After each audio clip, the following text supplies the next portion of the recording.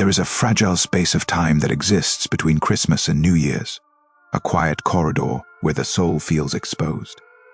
Outside, the lights are still glowing, music still lingers in the air, and people smile as if nothing has changed. Yet inside, something shifts. The celebration softens, the noise fades, and the heart begins to ask questions it managed to silence only days before. What will happen to me next year? What will I face? Will I be strong enough? Will I suffer again? Will something break that I cannot fix? When you look at the new calendar, especially the year ahead, it can feel like standing at the edge of a dark sea. You cannot see what is coming, but you know you must step forward anyway, and that knowledge alone can tighten your chest. Many people feel this hollow feeling and don't even know how to name it. It's not sadness exactly, and it's not fear in the dramatic sense. It's a quiet unease, a spiritual tension, a sense that time is moving faster than your ability to prepare for it. The world pretends this moment doesn't exist. It rushes you straight into resolutions, plans, promises to yourself that this year will be different if you just work harder, plan better, control more. But the soul knows better. The soul knows that control has limits, and that tomorrow does not belong to us in the way we wish it did. In the last reflection, many hearts were touched by the gentle voice of the child Jesus as reported through the life and writings of Don Dolindo Ruotolo. People wrote that they felt calm, as if something inside them finally exhaled. That peace was not emotional excitement, it was deeper. It was the peace that comes when the soul feels seen. Now we move one step further, not away from that peace, but into its source. Don Dolindo was a small priest from Naples, overlooked by many in his lifetime, misunderstood, slandered, physically weak, and spiritually crushed more times than most of us could endure. Yet, in his writings, there is a secret for entering a new year without being consumed by fear. It is not a strategy, it is not a plan. It is a promise spoken by Jesus himself to anyone who dares to entrust everything to him. The world pushes us aggressively toward the future.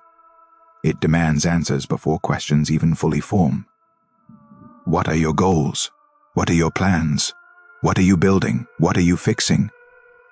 Modern thinking suggests that if we can just organize the future well enough, fear will disappear. But fear does not disappear when we tighten our grip.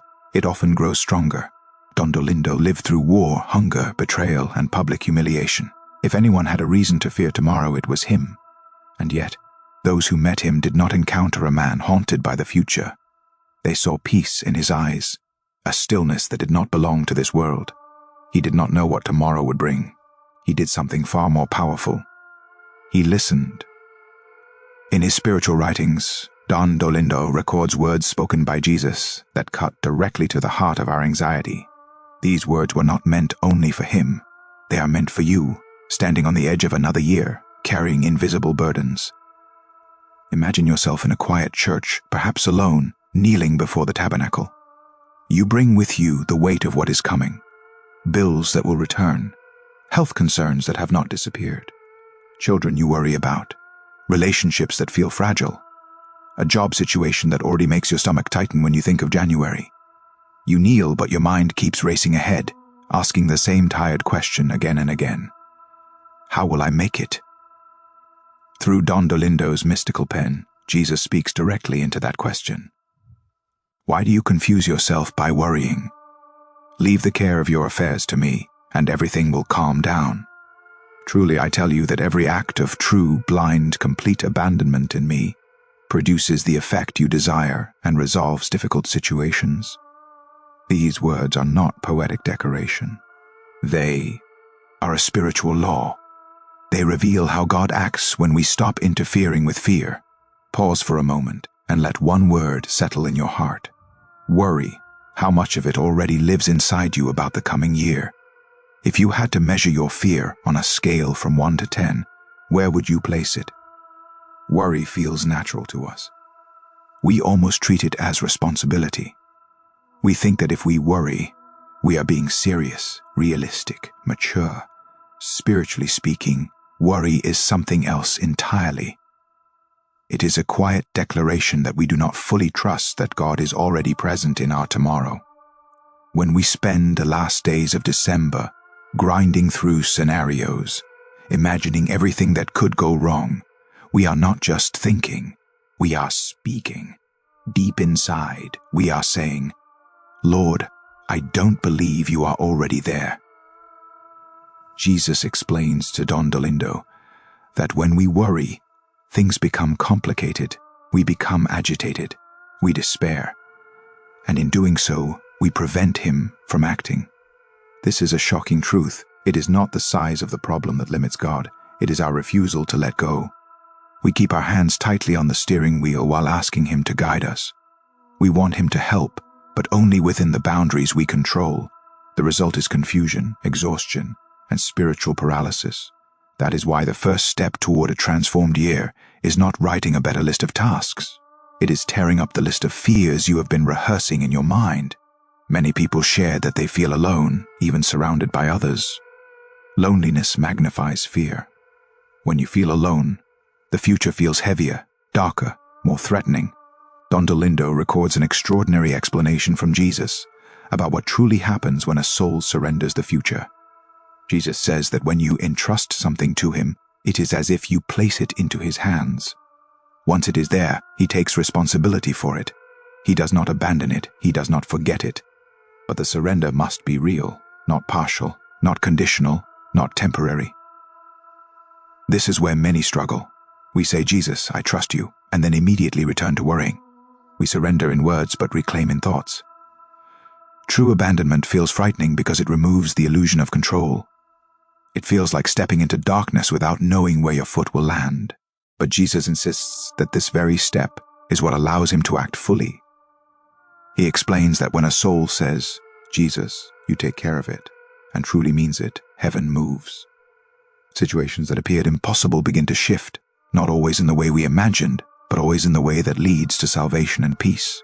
Don Dolindo himself lived this surrender daily. When he was falsely accused, he did not defend himself with anger. When he was silenced by authorities, he did not rebel.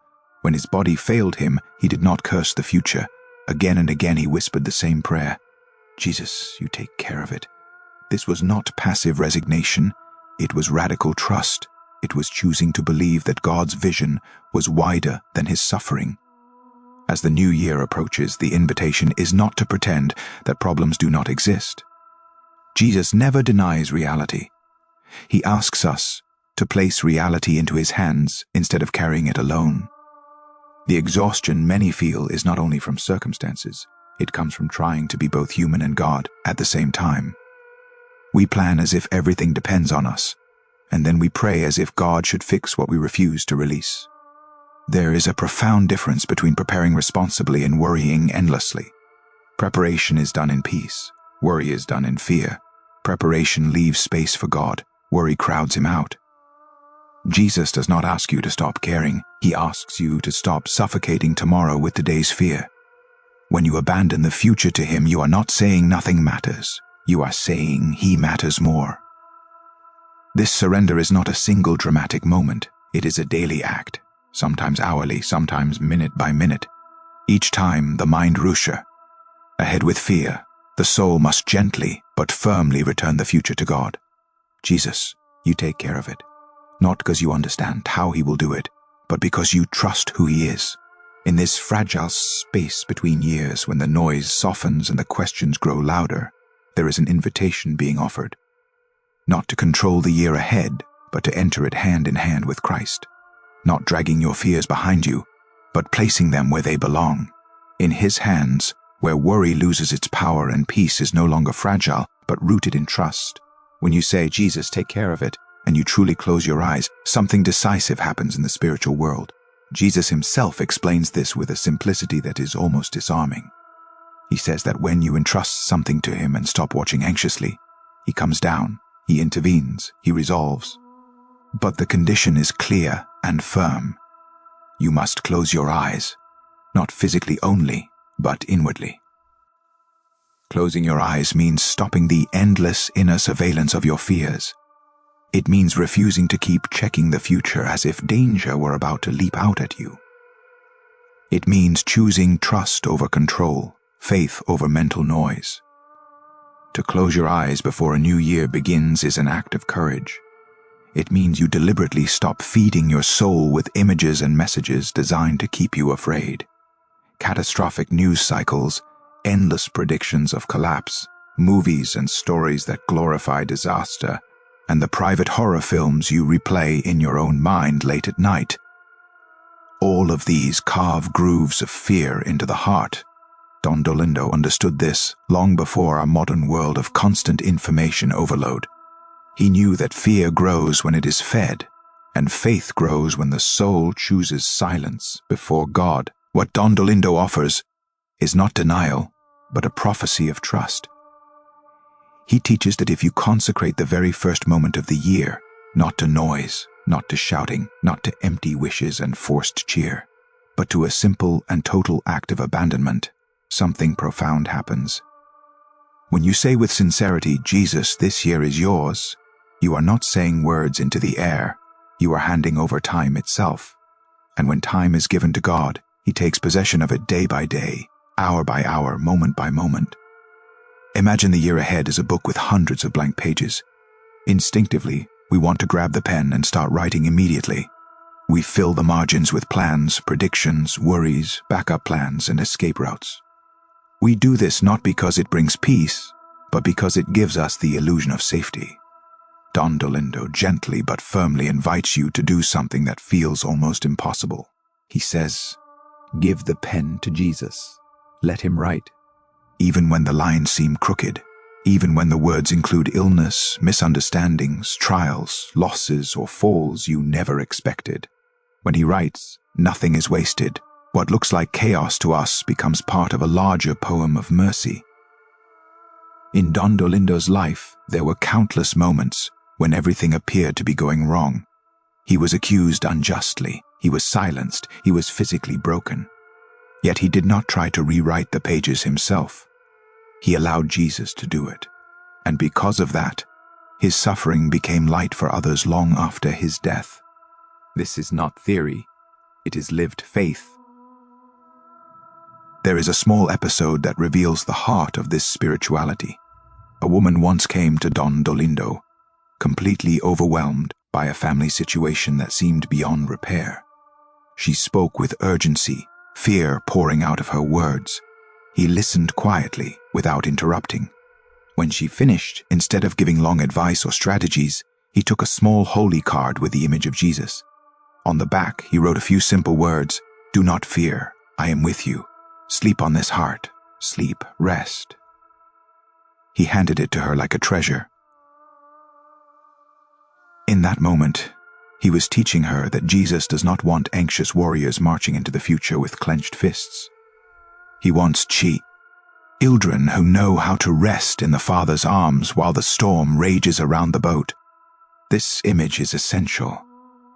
The Gospel shows us again and again that panic never saves the boat. Trust does. The disciples screamed while Jesus slept, not because the storm was stronger than him, but because they forgot who was with them. For the year ahead, Jesus is not asking you to be braver, tougher, or more resilient in your own strength. He is asking you to rest in Him, to let Him be awake while you sleep. Now comes the decisive point where this message moves from reflection to action. Only a few days remain before the threshold of a new year is crossed. The world will fill those hours with noise to avoid facing silence. Fireworks, music, distractions, constant talking. Silence frightens us because in silence the truth surfaces. We will do the opposite. We will choose a gesture that is simple, concrete, and deeply rooted in the Gospel, inspired by the life and teaching of Don Dolindo. Take a blank sheet of paper. At the top, write the year ahead. Let that number stand there quietly, without decoration. Then draw a line down the middle, creating 2 columns. In the left column, write everything that frightens you. Do not censor yourself. Fear of loneliness, fear of illness, fear of debts, fear for your children, fear for your marriage, fear of losing your job, fear of repeating the same failures. Put into words everything that poisons your heart when you think about tomorrow. Seeing it written down may hurt, but it is honest. Leave the right column completely empty. That space belongs to God. It is not for your plans. It is not for your solutions. It is His territory. Then take a red pen, a color that speaks of love, blood, sacrifice, and mercy. Write across the page, covering both columns in large clear letters, Jesus, take care of it. Let those words pass over every fear, not erasing them but placing them under his authority. Fold the paper carefully. Place it somewhere meaningful, under a statue of the child Jesus, beneath a crucifix, inside your Bible. This is not superstition. It is a sign of covenant. It is a consecration of time. It is your way of saying, Lord, I am not stepping into this year alone. I am stepping into it held by your hand. Don Dolindo often repeated that 1,000 prayers are not worth one true act of abandonment. This gesture is that act. It is simple, but it is powerful because it involves the will. It is a decision to trust, not just when things feel good, but before anything has even happened. As the year begins, the church places Mary before our eyes. On the very first day, she is honored as the Mother of God. This is not accidental. The year begins with a mother because no one teaches trust like her. Mary did not receive a detailed plan for her life. She did not know how everything would unfold. She did not see every danger in advance. She knew uncertainty, displacement, fear for her child, exile, and pain. Yet she carried all of it in her heart without letting it destroy her peace. She pondered. She entrusted. She remained. Mary shows us that trust is not loud. It does not announce itself. It waits, listens, and holds things gently before God. To begin a year under her mantle is to learn this quiet strength. Now imagine Don Dolindo himself, worn cassock, gentle eyes, a face marked by suffering yet softened by peace. Imagine him standing beside you, placing a hand lightly on your head, not with drama, but with fatherly tenderness. Imagine him whispering words of courage meant for your soul alone. He would not say that the year will be easy. He would not promise the absence of pain. He would say that the year ahead is not a dark abyss. It is a path already walked by Jesus, footprints already pressed into the ground. You do not need to see the entire road. You only need to place your feet where his trust does not require sight of the whole journey. It requires faith in the next step. And that step has a name: trust. In the months ahead, anxiety will try to return. It always does. When it rises in your chest, when it tightens your throat, when it steals your breath, you are not failing. You are being invited again to surrender. Close your eyes, even if only for a second, and repeat quietly in your heart, past to your mercy, future to your providence, present to your love, Jesus, take care of it. Let those words become your refuge, not once, but again and again, as often as needed, until fear loosens its grip and peace returns.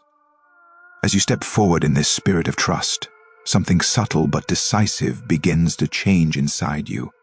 The future no longer feels like an enemy waiting in ambush. It becomes a space already inhabited by God. This does not remove uncertainty, but it removes abandonment, and that difference changes everything. When fear whispers that you are alone, trust answers that you are accompanied. When anxiety insists that you must figure everything out now, faith reminds you that grace is given one day at a time. Many people misunderstand surrender. They think it means doing nothing, caring nothing, becoming passive. But the abandonment Don Dolindo lived and taught was active, alive, and deeply courageous.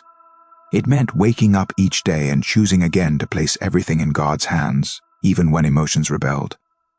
It meant working, loving, serving, enduring, while refusing to let fear become the master of the heart. Surrender does not paralyze action, it purifies it. When you stop acting out of fear, your actions become lighter, clearer, and strangely more effective. You will notice this in small ways. Conversations that once filled you with dread will feel less threatening. Problems that once seemed enormous will shrink to their proper size. Decisions will still be serious, but they will no longer feel suffocating. This is not because life has suddenly become easy, but because you are no longer carrying it alone. Grace does not always change circumstances immediately, but it always changes the weight of them. Don Dolindo often said that the soul that abandons itself to God becomes flexible in his hands. And flexibility is strength, not weakness. A rigid heart breaks easily. A trusting heart bends without shattering. In the year ahead, there will be moments that test this flexibility. Moments when things do not go as planned. Moments when prayers seem unanswered. Moments when old fears resurface unexpectedly. These are not signs that surrender has failed. They are invitations to deepen it. When these moments come, resist the temptation to take back control in panic. That is the old habit speaking. Instead, pause, even if only for a breath, and return everything once more into God's hands. This repeated act is not exhausting when it becomes love. It is exhausting only when we fight it. Over time, you will discover that trust becomes more natural than worry, and peace more familiar than fear. One of the greatest lies anxiety tells us is that peace will come later, after everything is resolved. The gospel reveals something different. Peace comes first, when the heart chooses trust, and from that peace flows clarity, patience, and endurance. Jesus does not say, "Solve everything, and then you will have peace." He says, "Come to me, and I will give you rest." Rest is not the reward at the end of the journey. It is the strength that allows you to walk it. Look back at your life for a moment. Think of the fears that once consumed you. How many of them actually unfolded the way you imagined? How many disasters never came? How many painful moments passed, not because you were strong, but because grace carried you through them? The same God who was faithful then has not changed. The same mercy that sustained you before is already waiting for you ahead. The future often frightens us because it is unknown, but unknown does not mean empty. It is full of God's presence, His providence, His quiet interventions that often go unnoticed until later.